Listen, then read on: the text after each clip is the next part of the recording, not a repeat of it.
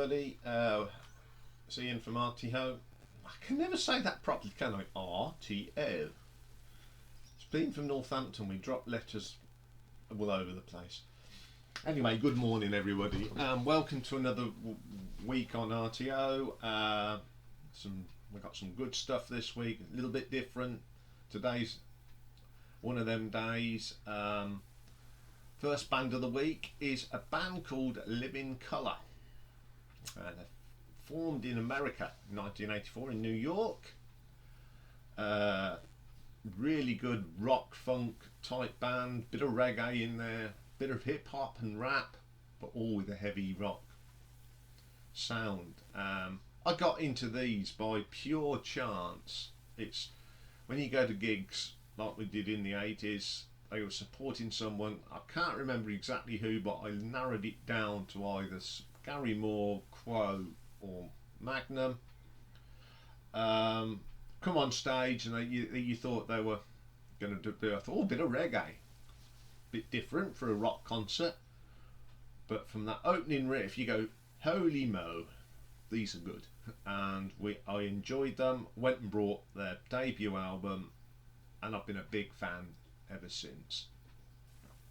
They've released 6 studio albums, and before we start the ranking, I love every album. There is not a bad album from this band. The odd couple of tracks that you go, ooh, nah, this is not really me, but you allow that because of what they do. You know, they've got that influence by heavy metal, funk, jazz, hip hop, punk, alternative rock. You know, their genre spans lots of music, so now and again you get one that you're not quite keen on. So the way I've ranked this is just that if there's an album that's got one that I'm not as keen on as others, that's how I've done it. But doesn't mean I dislike this band one little bit, and every album is good and I enjoy listening to all their albums. It's just a little bit different from the normal standard rock. So we've got 6 to look at, so let's get cracking. So coming in at number 6, 5th studio album, released 15th of September 2009. The Chair in the Doorway. This was their first studio album since 2003, so they had a little bit of a break, but they come back with a bang. On this album it featured, there's a very solid lineup on here. I think the bass player is the only person that's really changed. May have changed drummers, I can't remember, but I'll tell you as we go along. We got Vernon Reid on guitars, Corey Glover on the lead vocal, Doug Wimbish on bass, and Will Calhoun on drums. Okay, first track, Burned Bridges. This is a very funky track, got a funky bass line, great little riffs come through this, and a fantastic rock hip vocal from Corey Glover. Great track to open the album. The next track is called The Chair. There's some great guitar effects on here. I don't know what Vernon Reid was doing, but he made some great noises. Driving riffs as well. Solid drums. This Will Calhoun is a very, very good drummer. Third track, Decadence. This has got a heavy metal riff. It's heavy metal all the way. Dirty bass line, solid screeching guitar solos. All you need is a heavy metal track. Young Man, another solid track, got a great drum beat this one has. Great bass line, and again you've got this wonderful vocal from Corey Glover. Such a versatile singer. Method, solid track, again the riffs in this are terrific. The bass line is just awesome. Can't get any better. Behind the Sun, my favourite track on this album. The bass line is so prominent, it sort of drives the song. You get all these guitar effects around it. Great singing again, brilliant track. Bless Those, Little Annie's Prayer, great bass line in it, an unbelievable guitar solo. Screeching hard, wang bars, everything's in there, brilliant. Hard Times, another brilliant track, great rock track, brilliant.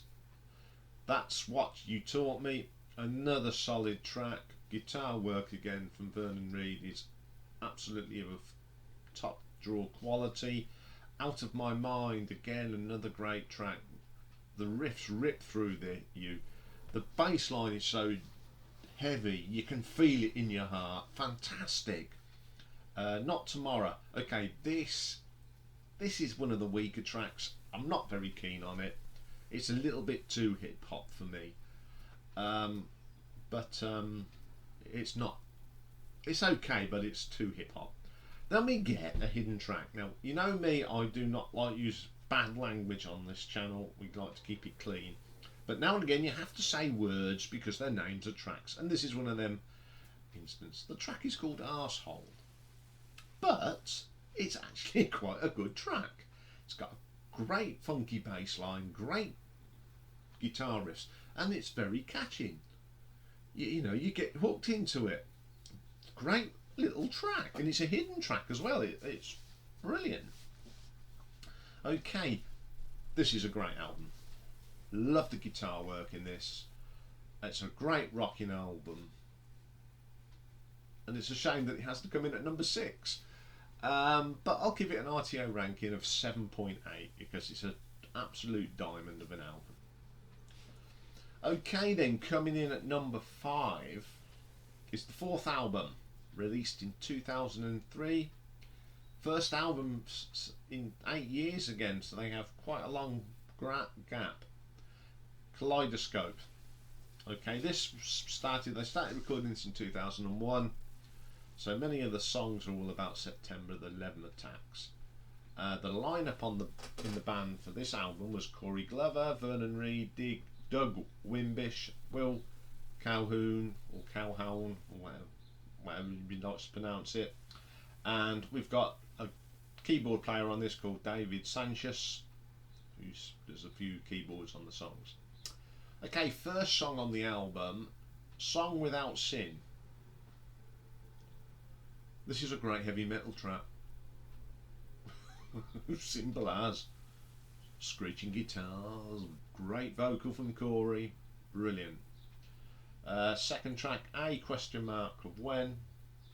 This reminds me so much of some of Faith No More, Extreme and Pearl Jam. The combination of all three bands. Great track, brilliant vocal from Corey, and then some stonking guitar work from Vernon. Fantastic. Operation Mind Control. Interesting arrangement.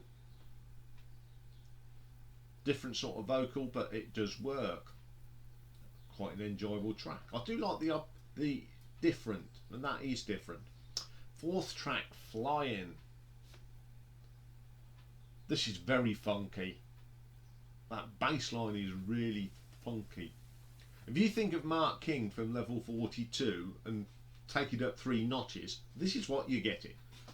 Absolutely dirty, funky bass line. Excellent track. In Your Name. No, this is just a total noise. Doesn't do nothing for me. I skip it. I can't listen to it. Never have. I think I did give this a listen when I was doing this for this ranking, and I got about halfway through and I thought, no, I can't stick it, so I flicked it onto the next track, which is a great funk rock version of AC/DC's Back in Black. Guitar solo on this is pretty cool. It's not a bad version, it's a different sort of version, but it's still very, very good. Nightmare City, really good bass line again on this. This is their punky sound. This is more punky. Really good. Then we get Lost Halo. This is my favourite track on the album. This is a cross between reggae and rock. The bass line is a more traditional reggae sounding bass line, but the melody is pure rock. The riffing in this is terrific. The guitar solo is great. A classic track from the band. Absolutely brilliant. Holy Roller. Really bluesy feel to this track. Again, showing their diversity in music. Which makes this band a really unique They don't mind tackling all sorts of genres, and this is brilliant. Great expectation. Again, great riffs. That mixture of funk, hip hop, it all works, but it's always got this rock background. Fantastic track. Choices mashed up. Great guitar work in this. Vernon Reid is a terrific guitar player. He can play all sorts of genres. He can play that funky sound, that sound that you get on Chic records. Can't think of the name of the guitarist, but he can be as heavy and dirty as Tony Iommi, and play guitar solos like Eddie Van Halen. Brilliant. Great track. Pocket of Tears. Very soulful, but with a superb bass line. And the vocal from Corey is outstanding on this. Sacred Ground. This is quite grungy. Very enjoyable. Then we get another cover version of the Beatles' Tomorrow Never Knows. I've got a few versions of this by people, and this is as good as the others. It's still a great track. Then we get this little short bit at the end from Nova. It's the name. It's a short instrumental, but it's very funky and pretty good. Okay, this album is quite long. It's one of the longest albums. It's got 15 tracks, but the longest track on here is about 5 minutes. And it's one of them albums you don't actually notice how long it is, because the quality of the music is fantastic. Very okay, they've got that one dodgy track, but very, very solid album. And I'll give it an RTO ranking of 8 out of 10. Okay, coming in at number 4, second album by the band, released in 1990, Time's Up. This features their original bass player, Muzz Skillings, Will Calhoun, Vernon Reid and Corey Glover. Time's Up, the first track, title track. Now this track is good. I don't know what genre to put it in. It could be thrash, it could be funk, but it's got a great metal riff with some funk in it. It's just different. Then we get a little thing called History Lesson, and it is what it is. It's talking about Africa and music, and it's sort of alright. Then we get Pride. This is one of my favourite tracks by Living Colour. The riffs in this are great. It's such a rocky track. Brilliant stuff. Love Rears Its Ugly Head. Very popular song. I like this one. It's got some jazzy guitar in the mix, some rock guitar, stonking bass line from Muzz. Fantastic track. New Jack theme, solid rocker, consistent with their music, very, very good. Something you like. This reminds me of some of the Extreme stuff from their first couple of albums. Fantastic. I love the guitar work in this. It's funky, and then it goes into a bit of rock. Brilliant stuff. Elvis Is Dead. Absolute funky this is. That funky bass line and driving rock riffs. And it features Little Richard.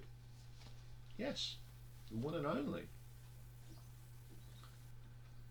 Then we get Type. Love the drumming in this. Calhoun. He is such a solid drummer. Gets different sounds, different textures, like he does in this one. Then we get Information Overload. This is really heavy metal. This is pure heavy metal, this track. Nothing funky about it. Brilliant. Corey's voice on this is just out of this world. He can compete with any rock vocalist. Then we get the Undercover of Darkness. This features Queen Latifah. Funky again, and the vocal between Corey and Queen Latifah, brilliant. Very, very good track. Ugly. This is a pointless 1 minute 7 thing. That's the only downside of this band. They put these little stupid bits in that just don't serve a purpose for anybody. Fight the Fight, very, very good track. The riffing in this is just out of the top drawer. Tag Team Partners, again, it's just one of them silly, pointless interludes. Next track, Solace of You. This has got some nice, gentle guitar work in it. It's a mixture of very soft rock and jazz and reggae all put together. You've got a funky bass line reggae. You've got the jazz guitar, and you got a rock drum. And for some reason you wouldn't think that it fused together, but this does, and it's very good. Then we get This Is the Life, great rock track with an absolute belter of a guitar solo from Vernon Reid. What a way to end the album. Solid album again, very underrated rock band these are, without a doubt. They've made some terrific albums, and this is one of them, and I'll give it an RTO ranking of 8.2. Okay, coming in at number 3, it's the 6th album, and it's the most current one, released in 2017. It's the first album since 2009, which was The Chair in the Doorway. This has got Corey Glover, Vernon Reid, Doug Wimbish and Will Calhoun. Again, they've only added one change, and it's a brilliant, brilliant band. So first track is Freedom of Expression. This is a very hard, hot, heavy rock track with a great bass line. A little bit funky. That's what I like about this band. It starts off with a funky bass line, and then you get this real hard metal rock track. Brilliant. Then we get a cover of a Robert Johnson song, Preaching Blues. I love this song. I love Robert Johnson. But it's a little bit different to Robert's version, of course. It's a belter of a track. It's really hard and solid, but brilliant. Come On, stonking track. Absolutely out the top drawer. Program, great riffs. The vocal from Corey is out of this world. The guitar solo from Vernon is just brilliant. Fantastic. Who Shot Ya? This is a cover by the Notorious B.I.G. I never liked the original, and I don't like this either. But I admire the band for trying to do something very, very different. But it's just not for me. Always Wrong. Again, awesome vocals. Great drumming. It's so tight, the drumming. Love this track. Then we get my favourite track called Blackout. And black spelt B-L-A-K. The bass line in this is awesome. One of my favourite tracks by the band, full stop. It is awesome. In the playlist, listen to that one. Pattern in Time, another great driving rock song. This is really heavy. Who's That? Another solid rock track, you know. There's not a bad track on this album. Glass Teeth, great track. Love the riff and the drums. The play between Vernon and Will on the drums is fantastic. They seem to know exactly what each other's doing. Fantastic. Invisible, bluesy rocker, straight out of the top drawer. Then we get another cover, Marvin Gaye cover this time, Inner City Blues.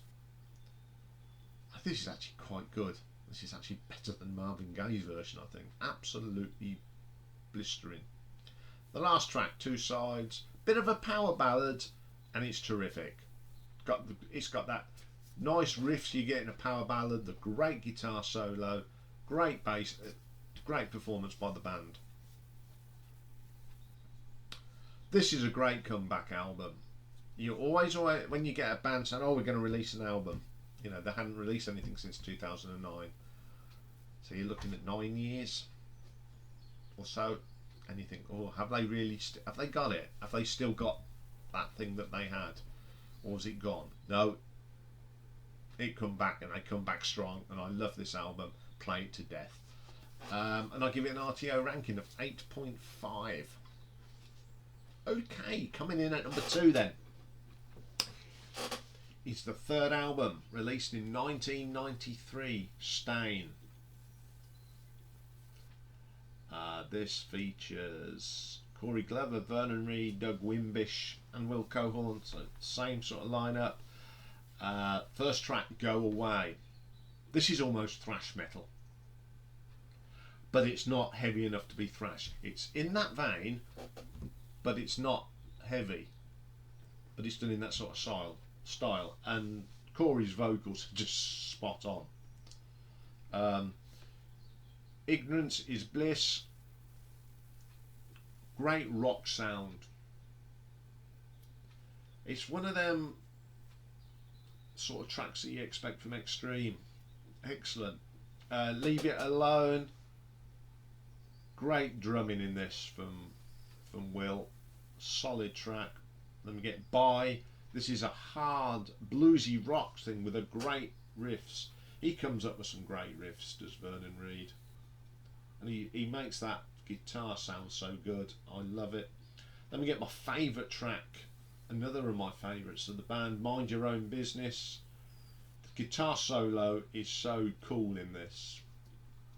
He is one hell of a guitar player. Then we get Auslander. Now this track, it's one of them tracks, there's too much going on. It feels like 3 musicians doing their own thing. It's too busy, and I can't get head or tail of it. Never Satisfied. This starts with a little bit of banter with Vernon in the studio, and then the drum comes in, and you just cannot help tapping your feet to this one. It is so addictive. Nothing Less.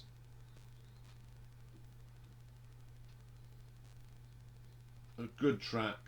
Again, it's in that Faith No More vein. That's probably why I like this band, because I do like Faith No More, as you know, and I do like Extreme as well. So I just love this track. Postman, love the start to this. The drums come in, followed by that bass line, and you wonder, what way are we going? Oh, it went rock. Great riffing, brilliant. Then we get a track called WTFF, that stands for What the Factor. Very, very weird track. Now, how do I put this? This is heavy metal meets the art of noise. It's got that obscurity and weirdness of the art of noise, which I love. There is a video on the art of noise on the channel. Go and have a look at it to get where I'm coming from. And then you get the great rock stuff. You know, the extreme soul of rock. So this is Extreme, Living Colour, and the art of noise mixed into one, and I love it. Then we get This Little Pig. This is so Metallica. So many. The drumming is just like listening to Lars. The guitar work is the combination of James Hetfield and Kurt Hammett, and the vocal is so James Hetfield. It's unreal. I don't know if it's a bit of a tribute to them, but it's a great track and I love it. Then we have Hemp, which is again one of them stupid little interludes that doesn't serve a purpose in life. And then we get Wall. This is probably one of the best funk rock tracks I've ever heard. Stunning riffs, funky bass line, terrific. This is probably the heaviest album, and so many different genres bunged into one album that Living Colour did. It's a firm favourite of mine, and I'll give it an RTO ranking of 8.6. So number 1, debut album, Vivid, released in 1988. This is when I saw them. And this is the original lineup of Corey Glover, Vernon Reid, Mus Skillings and Will Calhoun. Awesome, awesome band. Awesome track. First one, Cult of Personality. Great track. What a way to open up an album. Hard, heavy rock. Gets you, ooh, yes, we'll have a bit of this. The track next is I Want to Know. Again, I love that bass line in this. The drumming, the tightness between the bass and drum is impeccable. You couldn't get a tram ticket between them. That's how tight they are. Then we get Middleman. Okay, this is the first track I ever heard by them. They come on stage and you looked at them at the NEC and go, what are we going to get here? Well, from that opening guitar riff and that great bass funk sound, you go, woo, this is good. And this is my favourite track by the band. Not because there's various reasons. Yes, it's a fantastic track, but this is the track that really got me hooked. From within 3 minutes of hearing this song, because it's 3:47, I turned to my friend and I went, these are good. And he went, and we've both been fans ever since. Desperate People. Great track. It's just great drumming, great guitar riffs, perfect. Then we get a track called Open Letter to a Landlord. This starts off with a nice 50s ballad sound, you know, that's really smooth thing. Oh, this is quite good, I like this. And then all of a sudden you get this guitar riff that knocks your socks off, and then you get a funky bass line and it cranks up into something fantastic. Brilliant. Funny Vibe, which is a mixture of the funk, rap, rock, totally different for the time, and it works and I love it. Then we get a great cover of Memories Can't Wait, Talking Heads of course. They're on, Corey is on fire in this. They took that uniqueness of Talking Heads and took it to another rock level. It just rocks your socks off. Great cover. Broken Hearts, a bluesy effects, great bass line again. This is what makes this band unique. They've got the bass line is just something else. Terrific track.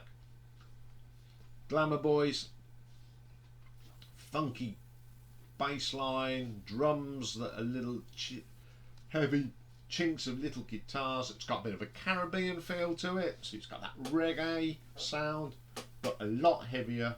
Terrific track. What is your favourite colour? I love the guitar in this. I love that. It's a very jazzy sounding guitar, and I do like a little bit of jazz fusion, and that guitar, it's so jazzy. Fantastic track, great stuff from Vernon. And then the last track, Which Way to America. It's one of the dirtiest funky bass lines I've ever heard. It's so gritty, dirty. Oh. And then you get some brilliant guitar work. Again, it reminds me of Excess and Nuno Bannincourt. Absolutely brilliant track to end the album. This album is probably it was one of the best albums from 1988, when rock was in a little bit of a doldrum. You'd got all that hair metal was still quite strong, and it was a generic rock sound that was not good. And then these came along and just blew everybody away. It's one of my favourite albums, and it was a breath of fresh air in 1988. So I'll give it an RTO ranking of 9 out of 10. And we've got the metal scrap person going around, and he blows a horn so everyone can hear. So if you're hearing horns in the background, that's what it is. Okay, that's the first show of the week, and we can say that's a wrap. Next show today is classic album, and we have got a great classic album for you today. We have got Pet Sounds by the Beach Boys. I've chosen this because it came out the year I was born. Not before I was born. I mean, my birthday is on Saturday, so this album is nearly 55 years old. I gave my age away. Okay, I'll be back for that later, so see you soon.